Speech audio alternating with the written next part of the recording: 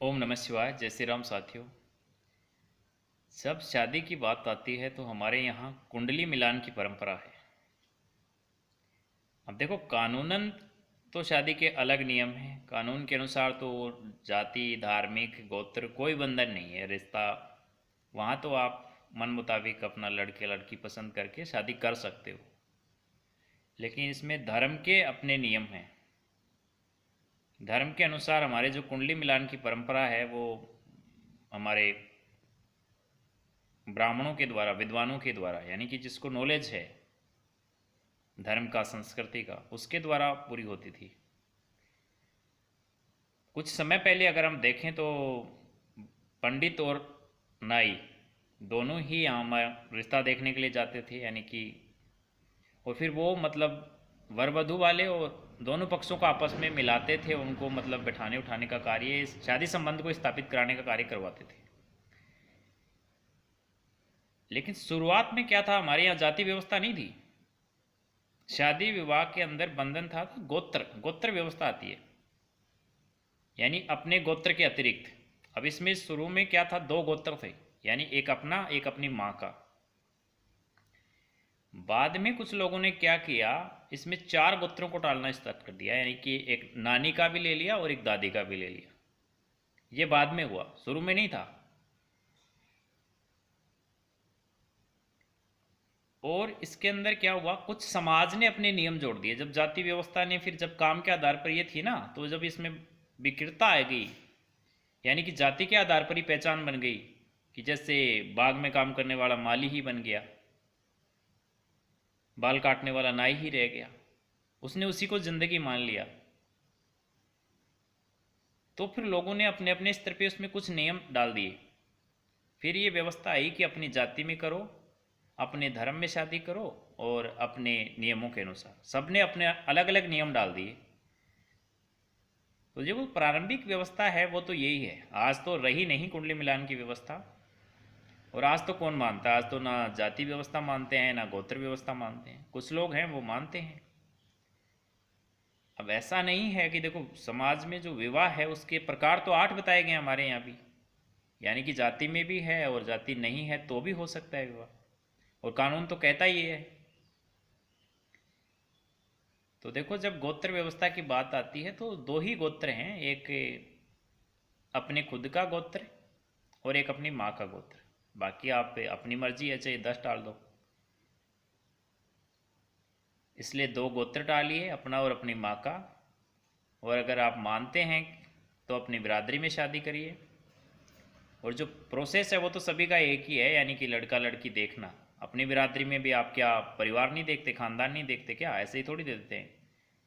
लड़की के अकॉर्डिंग लड़का देखते हैं और लड़के के अकॉर्डिंग लड़की देखते हैं, यानी कि जो उनका रंग रूप है, हाइट है, एजुकेशन है, दोनों के सपने क्या हैं, शारीरिक और मानसिक स्वभाव कैसा है, आवश्यकताएं कैसी हैं, घर परिवार कैसा है, खानदान कैसा है, उनका निवास कैसा है, किस लोकेशन पे है, सब देखते हैं। और देखना भी चाहिए, क्यों नहीं देखना भाई। देखो, विवाह लाइफ पार्टनर चुनना आसान कार्य नहीं है। इसीलिए तो पहले ब्राह्मण लोग करते थे, पंडित लोग करते थे। बाद में इसको कौन करने लगे? दादा परदादा बुजुर्ग लोग। फिर बुजुर्ग रहे नहीं समाज में, मानते ही नहीं बुजुर्गों, तो माता पिता तो वृद्धाश्रम में पड़े हैं हिंदुस्तान में। तो फिर ये खुद के माता पिता करने लग गए। अब तो माता पिता की भी नहीं मानते, खुद की मर्जी से भाग के करने लग गए। तो समाज का विनाश तो दिनों दिन हो ही रहा है, यानी दुर्गति हो रही है समाज की। अगर सदगति कैसे होगी? सदगति होगी भैया, अपने पूर्वजों की मानो, अपने माता पिता की भी तो मानो। लड़की तो तुम लेके आओ, लेकिन कम से कम घर खानदान तो उनको देखने दो।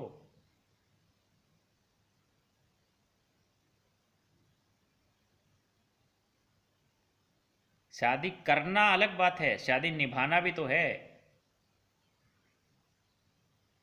केवल तन की सुंदरता देख ली तो वो कितने दिन टिकेगी? ये जो शारीरिक आकर्षण है वो तो शादी में 2-4 साल में खत्म हो जाता है मेरे भाई।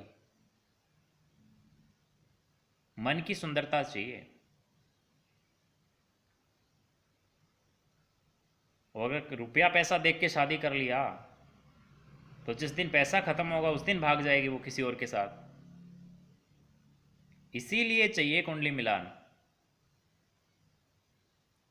अब तुमने तो इनको अंधविश्वास मान दिया, पाखंड मान दिया, नकार दिया, बहुत ज़्यादा पढ़े लिखे हो गए भाई। शिक्षा का उद्देश्य ये तो नहीं है कि आप अपनी संस्कृति को नकार दो, अपने धर्म को नकार दो। इतने शिक्षित थोड़ी हो गए। और ये भी क्या गारंटी है कि जो तुम शिक्षा ले रहे हो वो रियल है? फेक एजुकेशन नहीं हो सकती क्या? कहाँ से ग्रहण की तुम्हारी इतनी? तुमने जो शिक्षा ली है वो किसी और से ली है, तो वो तुम्हें अपनी मन मुताबिक शिक्षा दे रहा है। धर्म की जो शिक्षा है, हमारे ऋषि मुनियों ने, संत महात्माओं ने हजारों वर्षों की तपस्या के बाद अपने चिंतन और मनन से शिक्षा ली है। सुनी सुनाई शिक्षा नहीं है वो। तो चिंतन और मनन से जो ज्ञान प्राप्त है, सुनने के बाद अपने बुद्धि और विवेक से भी तो ज्ञान को तोला जाता है ना। बुद्धि और विवेक से भी तो उतारा जाता है।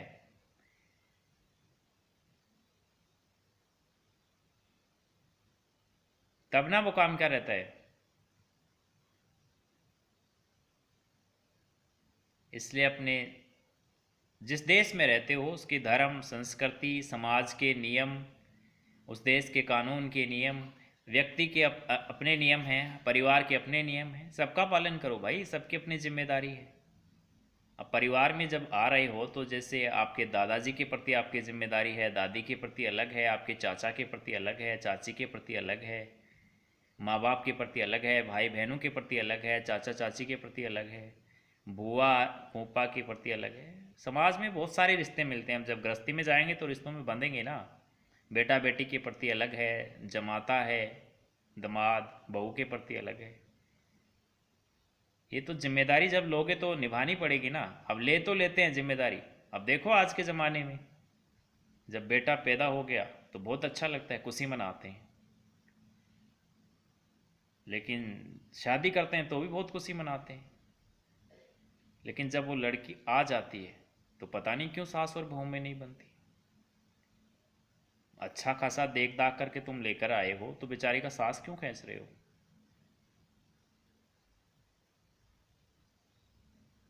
रिश्तों को टाइम दीजिए, समझिए उनको। एडजस्ट होने में टाइम लगता है रिश्तों को। रिश्तों में देखो मतभेद हो चलेगा, लेकिन मनभेद नहीं होना चाहिए।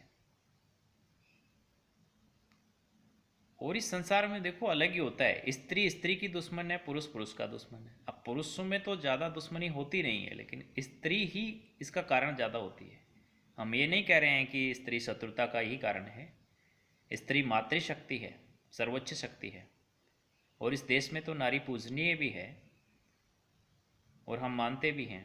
यहाँ तो देखो नव दुर्गा, 10 महाविद्याओं में उनका स्थान है। और सर्वेश्वरी उसको प्रकृति अधिष्ठात्री देवी भी मानते हैं, लेकिन उसकी नहीं मानते। क्योंकि अगर उसकी मानते तो एक स्त्री दूसरी स्त्री की शत्रु नहीं हो सकती ना।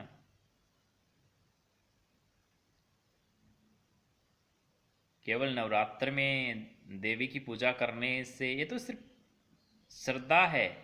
लेकिन अगर सिर्फ नवरात्र में ही पूजा करते हो और बाद में तुम नहीं उसको सम्मान देते हो तो तुम तो पाखंड कर रहे हो। तुमसे बड़ा पाखंडी तो कोई है नहीं।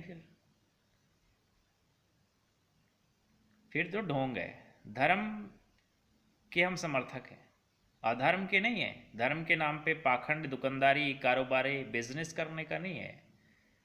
बिजनेस करना है तो धर्म का क्यों करना भाई? जो चीज़ें हैं उनका कीजिए ना। जैसे खाने की चीज़ें बनाइए, पीने की चीज़ें बनाइए। जो शरीर की आवश्यकताएं हैं, समाज की आवश्यकताएं हैं, कुछ प्रोडक्शन कीजिए, उत्पादन कीजिए, उसका बिजनेस कीजिए। लेकिन धर्म का अगर धंधा करोगे तो देखो नुकसान होगा। चलता बहुत अच्छा है धर्म का धंधा, फायदा ही फायदा है। लेकिन अपने स्वार्थ के लिए इसको धंधा मत करना धर्म का। भगवान की शरण में जाओ तो पूर्ण शरणागति के साथ जाओ। जहां भी जा रहे हो, अब गृहस्थी में जा रहे हो तो गृहस्थी के नियम उपनियम मानो। अपने हिसाब से नियम मत बनाओ। अपने हिसाब से नियम बनाओगे। तुम इतने शिक्षित थोड़ी हो यार, इतने अगर इतने ही विद्वान होते तो अगर देखो, अगर शादी से पहले ही तुम इतने समझदार हो तो तुम शादी करो ही नहीं, फिर तो तुम कर ही नहीं सकते।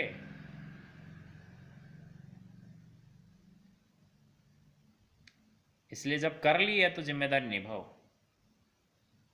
फिर छोड़ के मत भागो यार। और जो लेके आए हो, अब तुम देख दाख के ले आए हो पति पत्नी, उसी के साथ रहो यार। किस एक को छोड़ के दूसरे के साथ, दूसरे के साथ, फिर तीसरे के साथ, ये क्या है?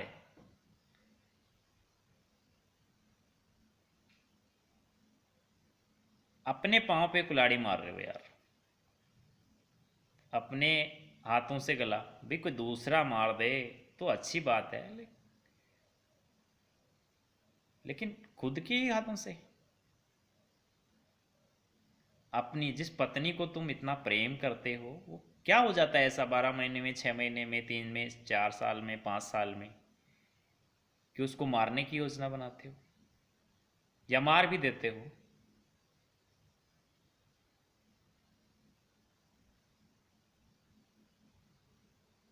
समझो भैया, ऐसे कर्म मत करो जिससे दुर्गति हो। भैया भरक पड़े हैं नरक, जगह नहीं है उनमें। स्वर्ग में कोई नहीं जा रहा आजकल। कुंभ में बहुत भीड़ है, सब पाप धो रहे हैं, लेकिन इतने कर रहे हैं कि धो ही नहीं पा रही है गंगा बेचारी। क्या करे गंगा माँ, वो तो खुद दुखी है बेचारी। जाते हो पाप धोने और पाप करके आ जाते हो वहीं पर। देखा नहीं, हमने देखा है अभी जो कुंभ लगा था ना, महाकुंभ, क्या कर रहे हैं लोग वहां जाकर। कुंभ में जाकर भी तुम किसी की आंखें देख रहे हो? मूर्खता के हदें पार कर रहे हो तुम।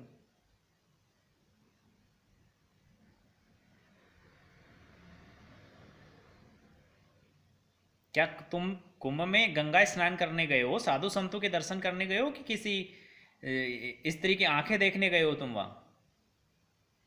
और मीडिया उसका अच्छे से प्रचार प्रसार कर रहा है। भाई अच्छी है वो, उसका सम्मान करना चाहिए, लेकिन कम से कम जगह का तो ख्याल रखो। वो पापकर्म करने की जगह नहीं है, किसी का दीदार करने की जगह नहीं है वो। मंदिर में जाकर भी तुम मूर्ख हो, कुकर्म कर रहे हो।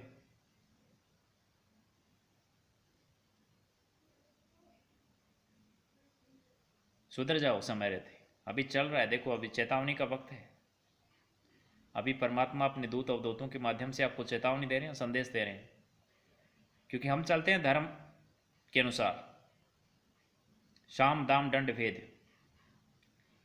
अभी आपको समझाया जा रहा है, जिस दिन दंड देने की बारी आएगी ना, उस दिन तुम तड़पोगे। फिर कुछ काम नहीं आएगा तुम्हारा। यहां चलती है तुम्हारी पहुंच, व्यवहार। इधर होगा तुम्हारा बाप दादा SP, DSP, DM, CM, PM. ये इधर चलता है तुम्हारा पहुंच। उसकी मार जब पड़ेगी ना, समय की मार जब पड़ेगी ना, तुमको घसीट करके उसी जगह से निकाल करके मारा जाएगा। इसलिए अपने पद का, अपने पैसे का दुरुपयोग मत करो, जो है उसका सदुपयोग करो। किसी की आंख में आंसू मत दो उससे। देना है तो किसी को खुशियां दो यार, किसी की खुशियां छीनने के लिए काम मत करो। इसके लिए तुम्हें जीवन नहीं मिला है। जियो अपना जीवन खुशी से, किसने रोका है? कहते हो जियो और जीने दो। जियोगे तो तब ना, जब तुम किसी और को जीने दोगे। अगर किसी और के रास्ते में जाओगे, उसकी तकलीफें बढ़ाओगे, तो वो तुमको जीने देगा क्या? देख नहीं रहे लोग पैसे के लिए कैसे मार रहे हैं? भाई भाई को मार रहा है, पति पत्नी को मार रहा है। अरे इतना पैसा कमा लिया गया तुमने, संपत्ति के विवाद इतने भरे पड़े हैं इस देश के अंदर। एक वो समय था जब भाई भाई के साथ वनवास काटने के लिए तैयार है, भाई भाई के लिए अपना सर्वस्व न्यौछावर करने के लिए तैयार है। और तुम ये छोटा सा टुकड़ा, 10-20 बीघा का टुकड़ा कितना है तुम्हारे पास? 10-20 100 बीघा, 200 बीघा, उसके लिए लड़े जा रहे हो, मरे जा रहे हो, कटे जा रहे हो।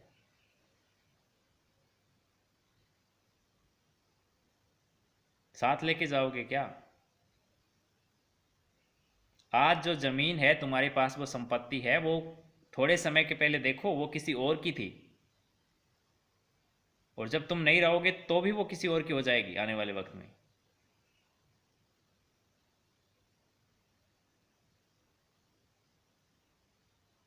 हम ये नहीं कह रहे हैं कि तुम मत कमाओ, अच्छे कमाओ, खूब पैसा कमाओ, खूब अच्छा सुख भोगो।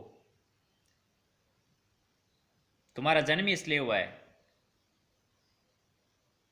पुत्र का धर्म ही ये होता है, पुत्र या पुत्री का, कि अपने कुल का उद्धार करे। अगर गरीब घर में पैदा हो गए तो अमीर बनो, किसने रोका है? लेकिन न्याय से, धर्म के अनुसार, अनीति से नहीं। अमीर बनने के लिए किसी दूसरे का धन नहीं छीनना।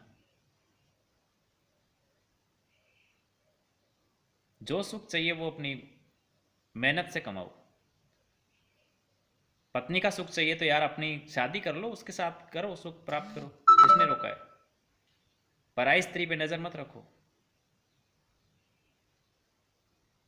देखो, ये सिर्फ गानों में अच्छा लगता है कि सिस्टम फाड़ देंगे, वो कर देंगे। क्या फाड़ दोगे तुम? कुछ नहीं फाड़ पाओगे। समय की मार पड़ेगी ना। ये बदमाशी गानों में अच्छी लगती है मेरे भाई। इसलिए सिस्टम के खिलाफ कभी मत जाना। और इस सिस्टम के खिलाफ चल जाओगे फिर भी बच जाओगे तुम। वो परमात्मा का सिस्टम है, उसमें बड़े बड़े नहीं बचे। रावण जैसे त्रिलोक विजेता, जिन्होंने तीनों लोकों पर विजय पाई, जल थल नभ में शासन किया, एक छत्र। दुर्योधन 99 भाई जिसके पीछे, और देश दुनिया के राजकुमार जिसके लिए आदेश पर मरने कटने के लिए तैयार हो, वो नहीं बच पाया कुकर्म करके। तुम कैसे बचोगे? नेगेटिव शक्ति के संगत में रहोगे तो तुम्हारा विनाश होना ही होना है, निश्चित है।